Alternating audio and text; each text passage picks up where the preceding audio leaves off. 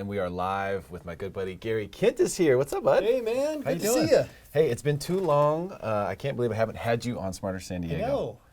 What's going on with Cologne? me? What is it? And today we're going to talk about your book, The 22 Secrets to Selling Your Home, which is, I think, going to be extremely crucial information. You've always done great seminars where you provided information. Hey, here's the top 3 things. Here's the top 5 things. Here's the top 10 things, which I think is a great way for people to digest information. Just taking your temperature real quick on the market right now for how things are moving. We know the last 7-8 years, it's really been a seller's market. Do you still feel like it's still strong seller's advantage, or has it neutralized some? I think it's neutralized. I think we are roughly at equilibrium, though it will vary with the market, the location, the price range, but overall around equilibrium. Okay, so that is a time in which, for home sellers, this information becomes more critical when the buyers start to gain a little more control of the situation. Would you say so? Very true. Well put, yes. Yeah, because it's been the case that a lot of sellers, especially the past, let's say 6, 7, 8 years, have really seen the market moving so quickly that if you put a decent product on the market, it's multiple offers, it's right away. There really isn't much to it, so it appears, right? There really isn't much to it. It's easy. Just throw it on there, Yeah. and it's going to fly off the shelf. Once that stops happening, that's when this type of information really becomes critical, and that's why I wanted to bring you in today to talk about this book, which you wrote in 2017. Yes. And we have it here. By the way, you can get this book on Amazon for $49, or the first 10 responders today to the link that will be below can get a free copy of this book. Yes. $49 value right there. Yeah. Bam. That's smarter. Yes. So let's dive into the content, Gary. So first of all, I wanted to know, why did you want to write this book? Like, why did you want to share these secrets? That's a good question. I write so much. Well, the quick history is I thought, well, I'd like to write a book. I write so much I can just take things I've wrote, stick it in a book, and I'll have a book, and it'll take me like 2 days to put it together. But that's not what ended up happening. I ended up, instead of having a mishmash of loose related topics, I thought, no, I want to have this be logical progression so it can really help a home seller out so they really know key things. They know the 22 secrets. And there's a secret about the 22 secrets. Do you want to know what it is? Yes, please. There are actually 98 secrets. There's 98. Yeah, or maybe it's 97, but I didn't put that number because I thought that would be too many secrets, and people would say, that's too many secrets for me. That's too much reading. And 22 just sounded a little easier. So are these the top 22? Or are these the easiest to understand 22? Well, this is actually, there's like 97 or 98. So there are 22, but then there's another 75 or so after that. Gotcha. So there's more Perfectly than 20. clear. So you're over-delivering dramatically here. I know. It's amazing. That's epic. So you wanted to write this book because you have so much content. You've been giving it away in the seminars forever. You thought, here's another medium, basically, to deliver the information. Yeah. And truthfully, it's very hard for someone selling their home to know who the best agent is to hire. And it's really, how do I differentiate that? Because people too often make the mistake of, well, I talked to Johnny and I talked to Susie and I talked to Fred, and I really like Johnny, so I'm going to choose Johnny. And it doesn't have anything to do with Johnny's qualifications, experience, success, knowledge, expertise, none of that. So I thought, if I write this book, then that will be evidence of my experience, success, etc. Expertise. Gotcha. Yes. So you found that most home sellers pick an agent based on who they like. Pretty much. Really? Yeah. That's so interesting. Yeah. Well, I guess it makes sense. They buy the house emotionally. They're going to choose to sell the house emotionally, right? And that's more of an emotional decision. But it's like, do you want to choose your surgeon or your criminal defense attorney based on who's the most likable? I think you want to know their track record and their success rate, but somehow doesn't apply, isn't always followed in real estate. How about the president? Should you pick the president? What's up, Oma? We are live here on Facebook. If you want to comment, ask Gary questions, or say what's up, tell me how much you like my tie, whatever you're into, we are here and we are live. How about this tie? I bought this for my daughter's wedding. I was actually impressed when you walked in with that tie, Gary. I'll be very honest with you. Unexpected, upside surprise. I liked it. What are you saying? I like it. I normally dress like a slob. I just expected lighter tones, but that's great. I'm glad I could bring that out of you. So, So tell us about some of the secrets. Can you give away some of the secrets to I us? can. Okay. So I have a list of the secrets, and I don't want to play favorites with the secrets. They're all just so secretive and valuable that I pick some that are kind of random. So, for example, there's a secret that, and when I say it, it's like, oh, is that really a secret? But it is. So don't tell anyone. That you need to understand how people shop for homes when you sell your home. And why is that important? Because people say, like, well, how will you market my home? But if you don't understand how people shop for homes, then, the idea of what an agent's going to do to market their home, how do you even interpret that? So you need to understand how people shop for homes. How people shop for it. That makes sense. Yeah. If you're selling something, you want to know how people shop for that particular thing. Exactly. And so within the book, I'm sure you give the details of, hey, this is how people shop for homes. Exactly. So I do. this is what you need to do in order to sort of use that to your advantage, right? Mm-hmm. And Exactly. so people shop for homes mostly, I imagine, online. Yes. And so that's a good place to start. Yes, exactly. Now I can reveal a little bit more. It's like, what do they type in when they search, and what websites do they go to? So what they type in when they search, for example, is generally a location and a price range and a property type. So with that, you don't really control your location. You kind of are where you are. Your property type, you're probably not going to be able to change your house into a condo or vice versa, but your price is important because people think, oh, I can price it high and it's fine. It just gives me more space to negotiate. But what can happen is people just won't even. They won't see it. Yeah, they won't see it. And another thing is photography. You have to have photos that pop because when people are shopping for a home online, they're not going to buy every home they see, right? Yeah. So they're pretty much looking to eliminate. So if you True. have bad photos, it'll be like, next. Why am I swiping left? I don't know anything about that site. That's amazing. Well, I mean, I think that one of the points that you're making there is also an opportunity for buyers out there. When you see a property that has poor photos, Yes. go look at those. Yes. Because a lot of times what I found is I go and look at a house that has poor photos thinking it's going to be a piece of crap. And like, actually, this place ain't half bad. Yes. I'm going to use that in my book if I ever write it, 22 Secrets to buy. Buying a Home. Yes. Thank you. Like 3 photos and they're all bad. Like that to me is like, okay, if I'm a buyer, I'm interested in that because Yes. I know all the other buyers are skipping over it. Mm-hmm. There's too many pretty photos. There's too many ones that are done properly. That one is just not going to get looked at. There's not going to be any showings. Very true. And even a step further, it indicates that probably the agent isn't that fantastic and maybe they won't be counseling their client well. And in, the dog-eat-dog world, that's to your advantage if somebody has a client that isn't counseled well. It could be to your advantage. 100% as the buyer. I love it. Okay. Wow, we Yeah. flipped that first secret into 2. How do you like them apples? All right. That's multiplication here on Smarter San Diego. High Boom. five. Love it. All right. We're cashing in. Yes. More secrets. Yeah, I thought you'd want Fire more more. secrets. Yes. Okay. I'm going to get as many as I can from you. Okay. Here's one of my personal favorites. Insist that your agent offends you. Do you want to know why? The context? Okay. Okay. So imagine that you're a real estate agent and you are walking into someone's home and part of your job is to tell them what needs to change in their home, but you're kind of walking into their home and critiquing them. So it can be difficult. And if you have an agent who's just a really nice person, they might walk through and say, your home is fantastic when it isn't, and there are things that can be done. So you want to make it easier for your agent to say, you know what? I want you to offend me. Be brutally honest. There's something you don't like. There's something that needs to be changed. Tell me. Because otherwise, your agent might be like, it's all perfect. Don't touch anything. And then you could miss an opportunity to spend $200 or 3 hours of time and improve your home and get another $5,000 for it. You never know. Mm-hmm.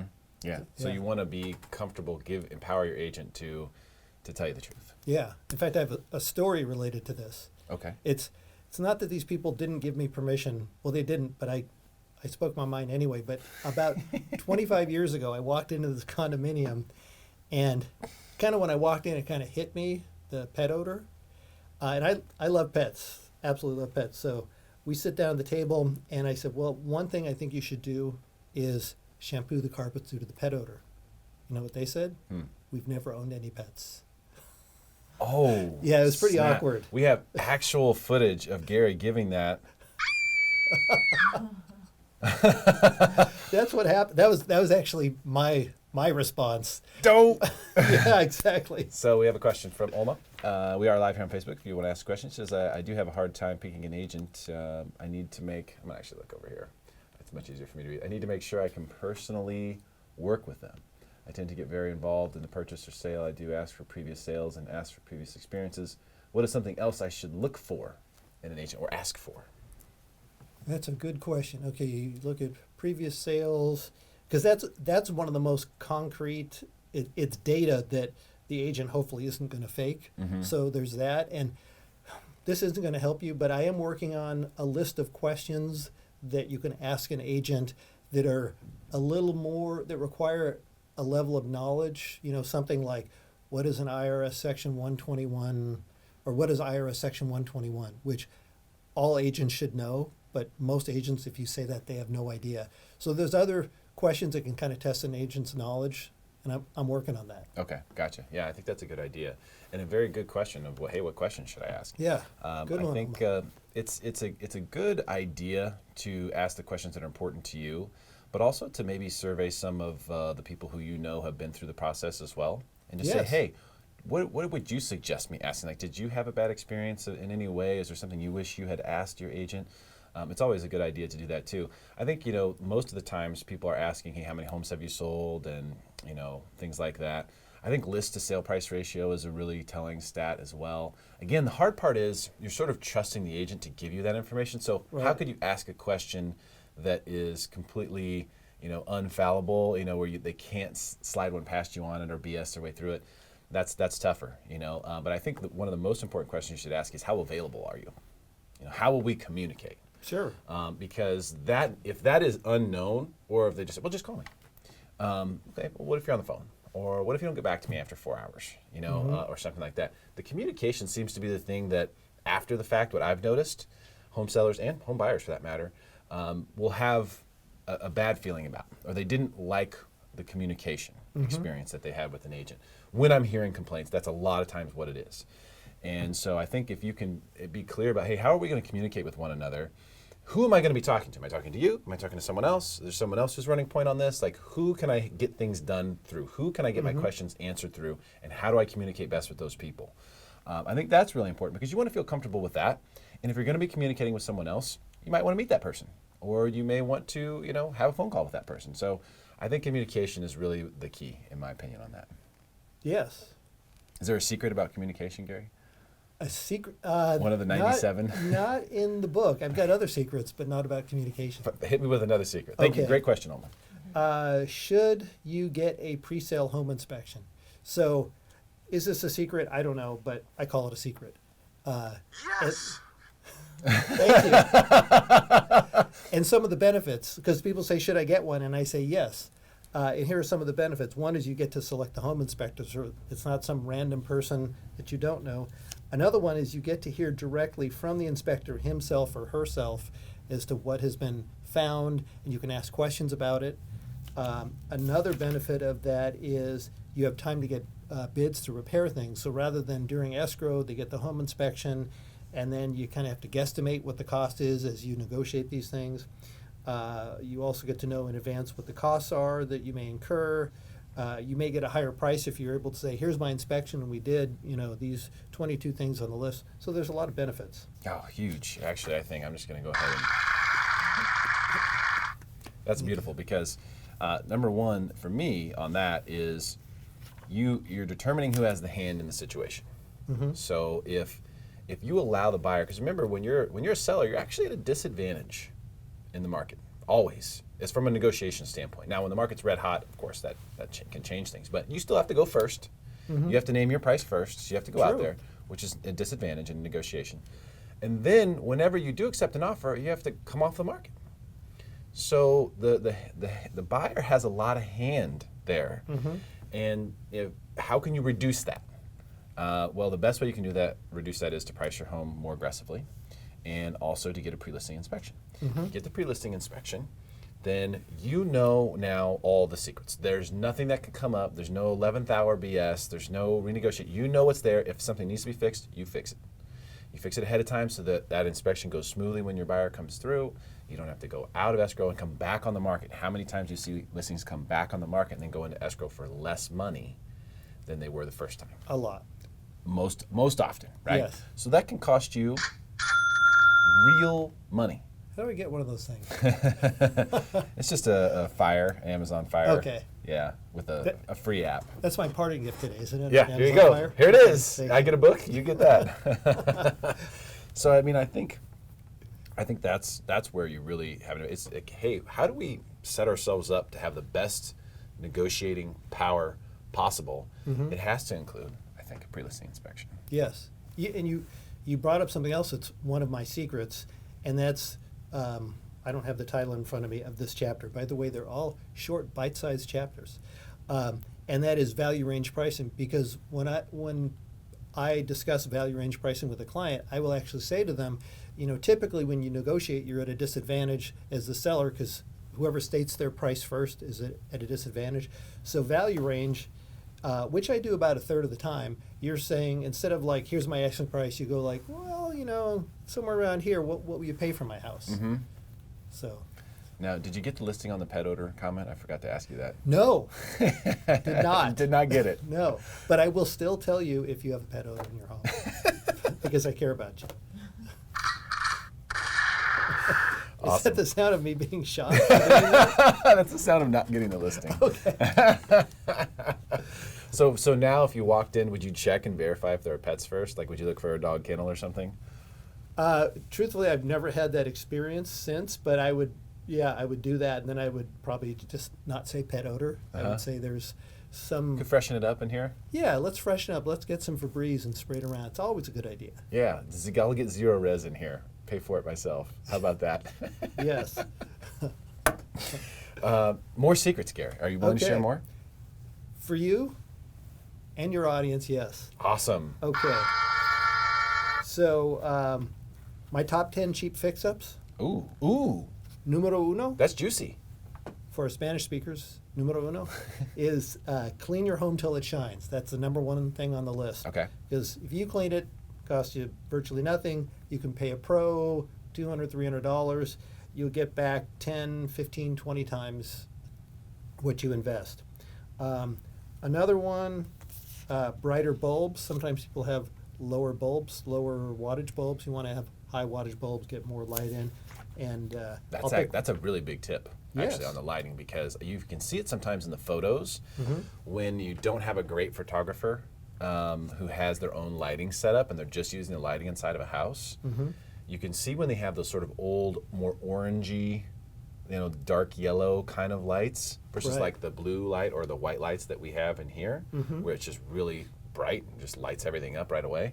And you can get those bulbs now really inexpensive. They used to be expensive. So Yes. if you last looked at bulbs 10 years ago, you might think, oh, it'll be a fortune to change the bulbs. Not anymore. Right. And then another one is making sure your front porch is presentable. And one of the things on that list, so this is a sub list, Oh, wow. Additional secrets. yes, is be sure your doorbell works. Because if somebody walks up to your house, press, and they're waiting for the ding dong, and they just hear like nothing, then it's like, what else is broken? Oh, that'd be the worst. Exactly. Doorbell's got to work. Pretty Yes. much, you want everything to work. Doorknobs, locks, like Yes. all that stuff, right? Those little things. I know I'm one of the weirdos who goes in and like flushes toilets and stuff. I just want to see what we got going on here. I want to turn the shower on. Like, I want to see if there's a drizzle coming out of there or if do you it's take a shower? fire hose. No, but I have been known to get into the shower. Okay. Yeah, and test the size of the tub. I'll do that on a regular basis. I'm a big guy. I don't fit in a lot of tubs. Sometimes they look big, and it's an illusion. Right. Yeah, so I got to get in there. So for the tire kickers like me, you want all that stuff. Absolutely. And it's black and white, really. It is. There's no gray area. It's either it all works, and I'm like, wow, okay, these people have their stuff together, or stuff isn't working, and it's like, I think this might be a piece of crap. Yeah, because you think if these little things aren't working, what else isn't working? What inside the walls isn't working? This whole house is falling over. Yeah, these are things I'm testing that are things you should be using every day. So if you haven't taken the time to square those things off, then I got concerns about the more important maintenance items. And it just it's a turnoff. And it's just, I'm out. That's just me. I'm picky. I'm tough. You don't want me to be your buyer. Okay, I'll be sure if you make an offer on my house to reject it now. Do not take my offer. That's secret number one here. That's right. I'm rewriting the book. You rewrite the book. Put that in No there. offers from Derrick. More secrets. Okay. Home evaluation websites are like broken clocks. They're right twice a day. Gotcha. So there's a website, begins with a Z, ends with a something else. Oh. I don't want their attorneys contacting me, but their valuations, as well as virtually any other valuation on the internet, is a joke. In fact, a story about Zillow, their former CEO was Spencer Raskoff, and the value for his house on Zillow was 1.7 million, and he sold it about 3 years ago. Sold for $1.05 million. Ooh. Ooh. Ouch! You must have some sound for that. Oh, I don't know. I mean, I've got that, or That's a low price. got that. Right. So their valuations, as well as all of them, are way off, and I think they typically tend to be high. And I think that what they want to do is they know that normal people want their homes to be worth more rather than less. So if you go on a website and you're like, wow, look how much my home is worth, you're going to go back there, as opposed to like, oh man, my home's worth more than that, forget you. That's an interesting point you make there about the psychology behind that, because I hadn't actually thought about that. But it's true. People would like to believe that the home is worth more than maybe it is. And sometimes they actually believe that it's worth that much. And also, and I did a seminar recently on this, on seller psychology, which had a lot to do with sort of most people do not have a desire to negotiate. And I use CarMax as my best example, because we have what I call now a coined a CarMax culture. The one thing growing up, okay, for you, for me, but not for Carrie, was the one thing that you could negotiate, the one thing that everyone knew was negotiable was used cars, right? When you go buy a used car, this is negotiable, this is a negotiation. People like myself would get fired up for this because we love the thrill of the deal. I bought way too many cars because of this, okay? But that was like the one thing in our lives that everyone knew this is negotiable. CarMax, the biggest used car shop in the country, publicly traded, all over the place, no haggle. No haggle pricing. There is no negotiating. And that is a selling point for them. A selling point for them is that no haggle. This is our no haggle price. We don't haggle. This is it. So that just shows you, if in the world of used cars, the one company that really does well nationwide is a no haggle organization, we as a culture have gotten to a point where we don't want it. Whether it's because we don't believe we have time, whether it's because we don't want the awkwardness, whatever it may be, we want no haggle. Okay. So it's very interesting that I think a lot of times people want to price their homes a little bit higher because they may say, well, we want to leave room for haggling. But really, that's them saying, we don't want to haggle. We want to bake in the room now so that we don't really have to haggle later. We're kind of fake haggling, right? We would take 560, but we want to list at 590 because we want to fake haggle them, Right. Down to 560. Do you know what I'm saying? I do. Very insightful. Yeah, they actually don't want to negotiate. And so I think one of the most powerful things you can look at, and to go back to Oma and the questions to ask, is try to figure out, and there's no real concrete way to do this, but how are you going to figure out whether or not your agent is going to be a good negotiator? Can you maybe ask them to tell you a story about how they negotiated a deal or two? Like, explain to me how you're going to negotiate for me, because that's really, like, when you look at like really, really, really sharp agents who are getting great deals for people, or who've been in the business forever, like yourself. I know you post sometimes old cards that you find from the 80s and stuff, and it's hilarious to see your business card from back in those days. How are you going to take this thing that I really don't, and I may not even be communicating to you that I really don't want to be involved in this negotiation. I may not even understand that's what it is. But I know that I want you to take care of it. And so I think, asking for some stories about that, like, hey, how have you helped people? Tell me a situation where you really out-negotiated the other agent. Show me your skills there. I think that's something that's underrated in the agent world. I think agents have forgotten how important that is to people. Let me expand on that. It's very common that agents will call the seller's agent and say, how negotiable is the seller? And I found about a third of the time, the seller's agent will give a very specific answer. Oh, they'll probably come down $25,000. Now, unless the seller has given them permission, which is almost never permission to say that, they've violated their duty to the seller.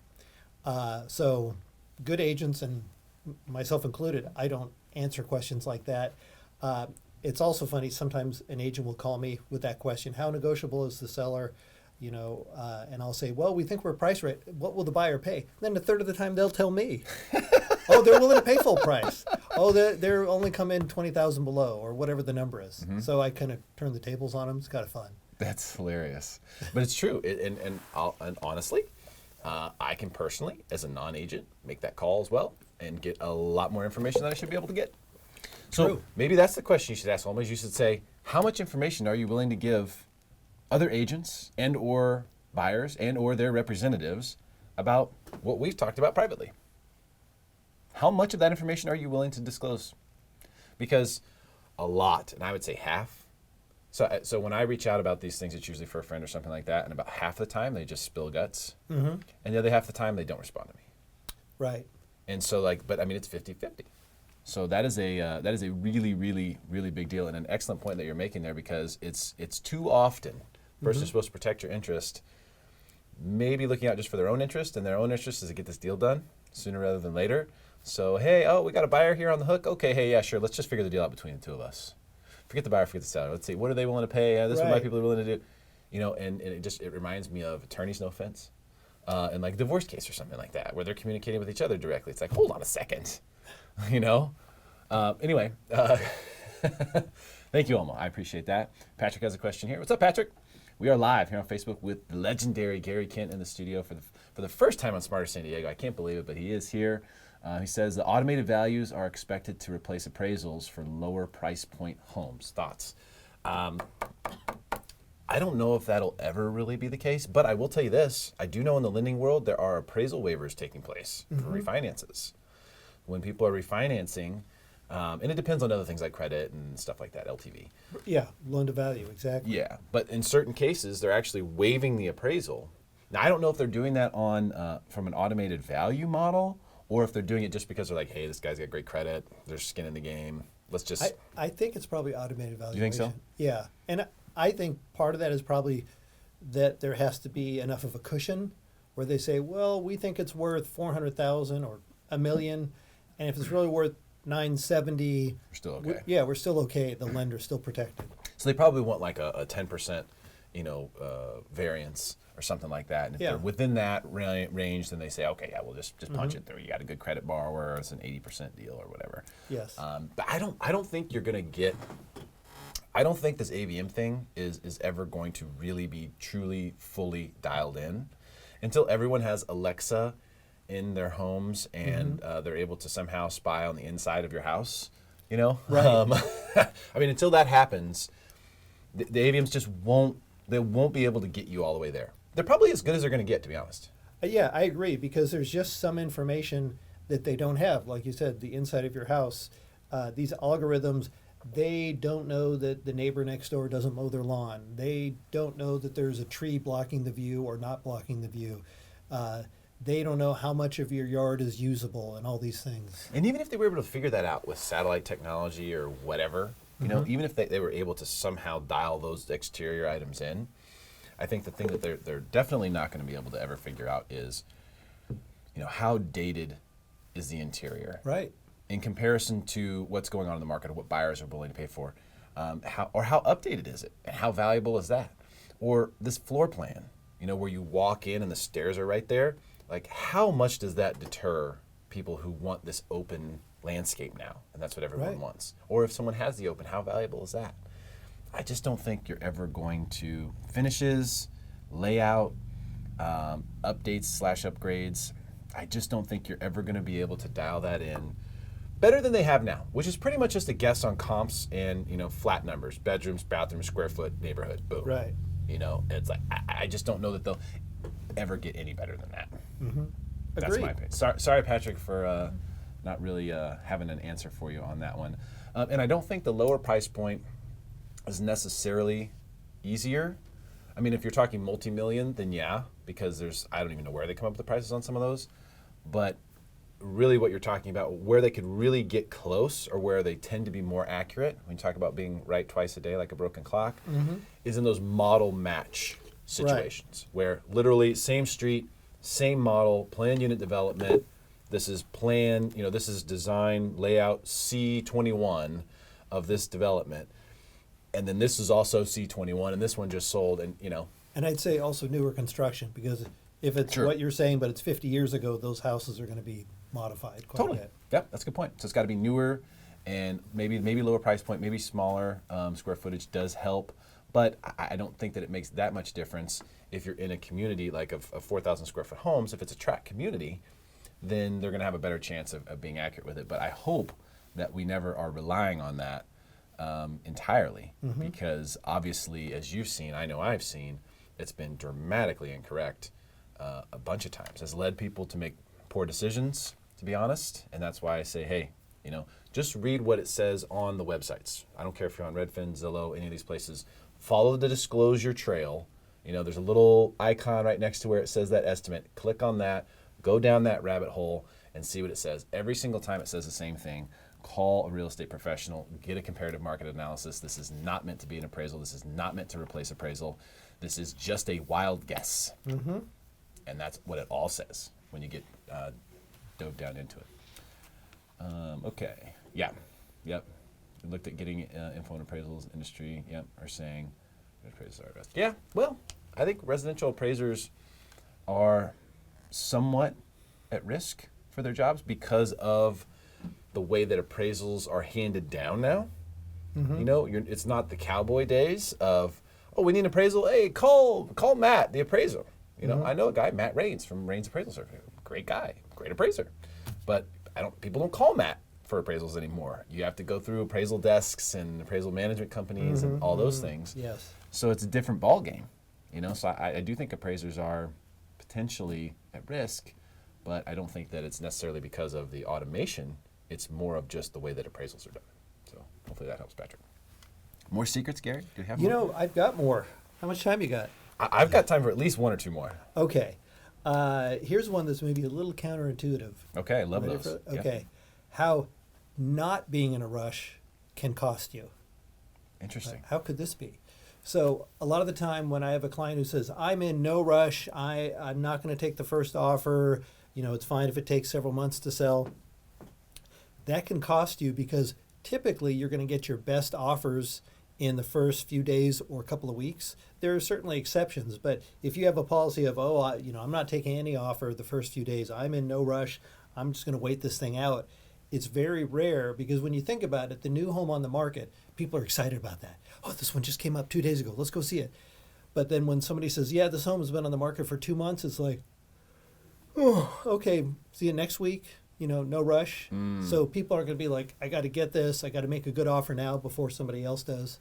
So that's how not being in a rush can cost you. Yeah, that's a good point, because in a market where you're trying to drive price higher, right? And you're always trying to do that when you're selling. Doesn't matter what you've listed at. You always want to try to get more than what you've listed at.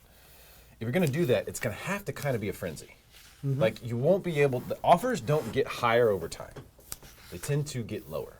Right. Right, There are so exceptions. there's 'cause always everybody exceptions. knows somebody who they got a great offer 2 months down the line, but that's the exception. It does happen, but for the most part, when you list a home, you're going to get those best offers soon, because there's people who've been waiting, they've been looking in this price range, they're all over it.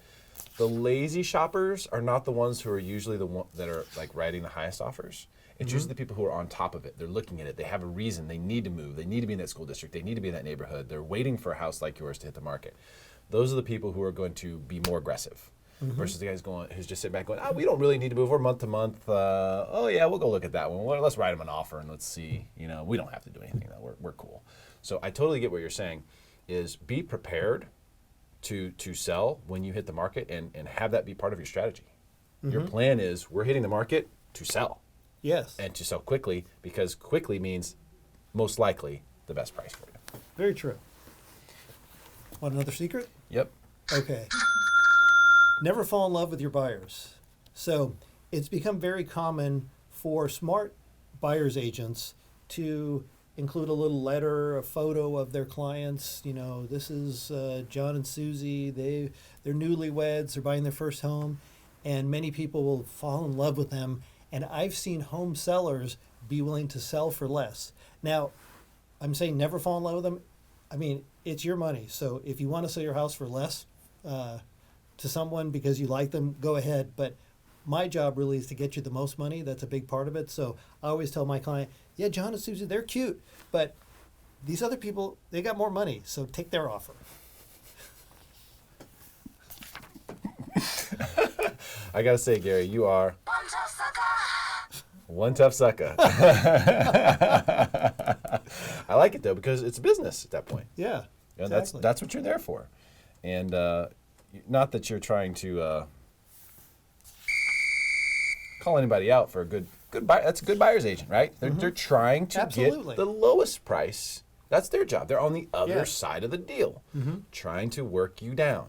So if you do see that and you do fall for it and you do want to do it, it's totally your prerogative. Right. But that's not. But how I you will try to maximize talk profit. you out of it. Yeah, that is not how you maximize profit. Right. Which has got to be one of the secrets. Maximizing profit. Let's keep that. Yeah, ultimately, that's the goal of most of these secrets. Let's reiterate. So we'll post a link below in this right here on Facebook, which you can click on. And if you would like to get a free copy of the book, Gary, let me see the book. This is it right here. This is legitness. Okay, that's hardcover action. All right. Now you can buy this guy on Amazon here, and I'll wake my computer back up so we can show you that. You can buy this guy on Amazon if you want. That's the expensive way. That's the $49 way if you want to. Or you can get one for free. First 10 people to respond to the link I'll be posting below will get a copy of this for free from the man himself, Gary Kent. Thank you so much for coming in today, brother. My pleasure. Great to Absolutely. see you. Thank you for sharing your home selling secrets with us. And of course, share this video. Make your friends smarter than everyone else.